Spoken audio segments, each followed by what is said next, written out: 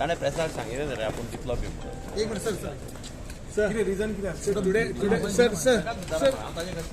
Sir आज without CM का oath हो रहा है सर, विदाउट सीएम से इलेक्टेड नहीं किया है, उसके वजह से कैसे देख रहे हैं sir? First time in Goa, I think it is first time in the history of Goa that without government being sworn in, the MLAs are being sworn in first. so how you seen on this type of processing?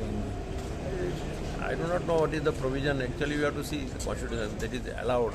Because I think allowed like that. constitutional provision is that assembly has to be summoned.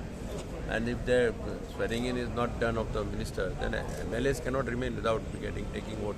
But today is the last day before which I think probably assembly has to commence. Sir, Girish resignation दिला मैं थोड़ा for confirm. हमें आएगा. तका भी जानते पड़ेगा. You not confirm?